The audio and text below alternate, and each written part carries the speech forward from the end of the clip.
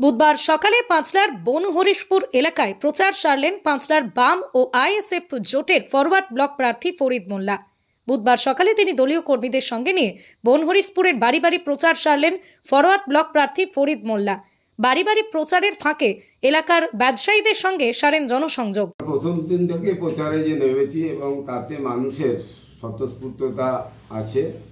রাজ্য সরকার এবং কেন্দ্রীয় সরকারের যে নীতিগত দিক, শিক্ষা, স্বাস্থ্য এবং আপনার কর্মসংস্থানের যে বিষয় এবং শ্রমজীবী মানুষের উপর যে আক্রমণ, সেই আক্রমণের বিরুদ্ধে চাষের ফসলের ন্যায্য দাবি নিয়ে যে আন্দোলন আমাদের চলছে, তাতে মানুষের এবং যারা শ্রমিক তাদের প্রকৃত শ্রমের মজুরি, আলু চাষিদের যে ক্ষতি, পান চাষিদের যে ক্ষতি, পাট চাষিদের যে ক্ষতি, জরি শিল্পের যে ক্ষতি, দর্জি শিল্পের যে ক্ষতি, এক কথায় যারা ছোটোখাটো মানুষ, শ্রমজীবী মানুষ, তাদের মানে সংসার চালানো, পরিবারের দুবেলা দুমুঠো পেটে ভাত জোটানো খুব কঠিন হয়ে পড়েছে।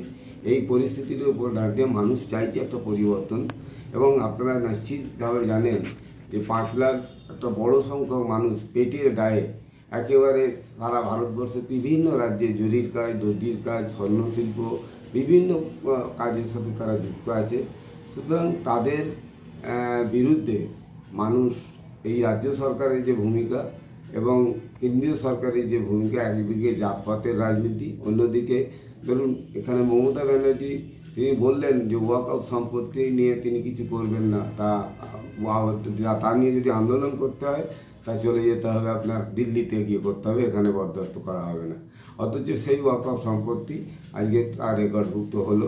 এখানে মাইনরিটি সেকশনের উপর যে বলছেন তার যত বঞ্চনা, এই বঞ্চনা অতীতে কোনোদিন কোনো সরকারের ক্ষেত্রে হয়েছে বলে আমাদের মনে হয় না। সুতরাং শ্রমিক, কৃষক, ছাত্র, যুব এবং স্কুল কলেজগুলো আজকে বন্ধ হয়ে যাচ্ছে, প্রায় মানে সরকারি স্কুল কলেজগুলো শিক্ষকের অভাবে, এবং বেকারত্বের একটা জ্বালা যন্ত্রণা তাদের লাইনে দাঁড় করানো হচ্ছে 1,500 টাকা ভাতার প্রকল্পে। যাদের পিএইচডি করা ছেলে, MA BEd করা ছেলে, তারাও কিন্তু আজকে বা সেই পরিবারের যে কষ্ট, মাথার ঘাম পায়ে ফেলে যারা নিজেদের ছেলেকে বা প্রতিষ্ঠিত করেছে, তারাও কিন্তু আজকে দেখছি আমরা যে আজকে কর্মসংস্থান কোনো জায়গা নেই, রিক্রুটমেন্ট নেই। এর বিরুদ্ধে মানুষের একটা স্বতঃস্ফূর্ত সাড়া আমাদের পক্ষে আছে।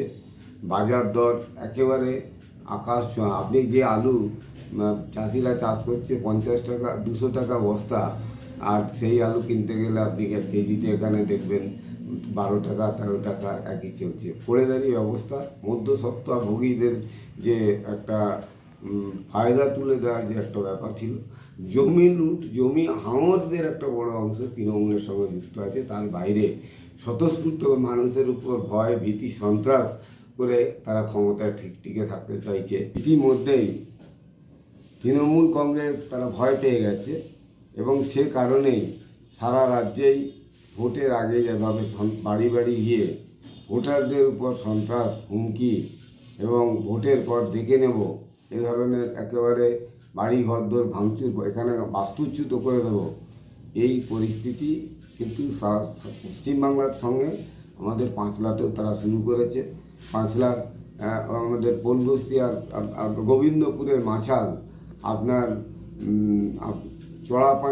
চলা বিশ্বনাথপুরের ধুনকি এবং আপনার রামগড়, এদিকে পাঁচলার বিভিন্ন জায়গায় এই সন্ত্রাসের একটা বাতাবরণ, একটা আবহাওয়া তারা তৈরি করছে যাতে মানুষ তার নিজের ভোট পর্যন্ত দিতে না যেতে পারে। এই অভিযোগ পুলিশ প্রশাসনের কাছে বলেছি, নির্বাচন কমিশন আরোকে বলেছি, এবং সর্বত্রই আমরা যেখানে এবং গতকাল জেনারেল যিনি অবজারভার আছেন আমাদের পাঁচলার 175-এর অবজারভারকেও আমরা বিষয়টা জানিয়েছি।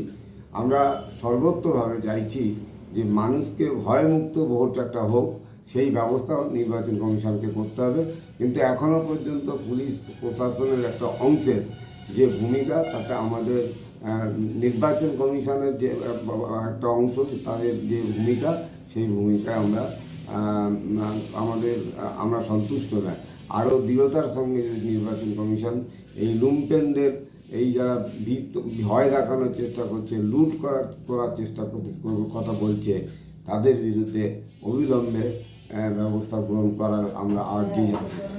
এবং নির্বাচন কমিশনের যে ভূমিকা সারা ভারতবর্ষের রাজনৈতিক ভাবে তারা দেখালেন বাংলায়, অতীতে কোনো দিন এরকম ভূমিকা তারা দেখাননি। এত লক্ষ মানুষের ভোটাধিকারকে ভোটারকে বাদ রেখে নির্বাচন ভারতবর্ষের স্বাধীনতার পরে প্রথম হচ্ছে। এই হেন পরিস্থিতির উপর দাঁড়িয়ে বিজেপি তারা বাংলা দখল করতে চাইছে, তৃণমূল তারা চাইছে যে এখানে তারা যেমন করেই হোক যেন তেন প্রকারে তারা ক্ষমতায় থাকবে, কিন্তু সমস্ত অঙ্কটাই পরিবর্তন হয়ে যাবে। এখানে তৃতীয় শক্তি হিসেবে একেবারে আমরা যারা বামপন্থী যাদের বলছে শূন্য, সেই বামপন্থীদের সংখ্যা, বামপন্থীদের পক্ষে আস্থা এবং জোটের পক্ষে আস্থা মানুষের আছে। মানুষ এই দুই সরকারের পরিবর্তন চাইছে। আমাদের দৃঢ় বিশ্বাস, মানুষের যে আশা, মানুষের যে আকাঙ্ক্ষা, যে আবার বামপন্থীরাই পারে শ্রমজীবী মানুষকে রক্ষা করতে, খেটে খাওয়া মানুষকে রক্ষা করতে, শিক্ষিত বেকারের চাকরির দাবিকে প্রতিষ্ঠিত করতে, আর শিল্পায়নকে প্রতিষ্ঠিত করতে, সেই কারণে কর্মসংস্থানের ব্যবস্থা করতে মানুষ বামপন্থীদের পক্ষেই তাদের আস্থা আছে। এবং সেই আস্থার উপর নির্ভর করে আমরা দৃঢ় বিশ্বাস যে আমরা এবার পাঁচলায় আমাদের প্রার্থী আমরা নিশ্চিতভাবে আমরা জিতব।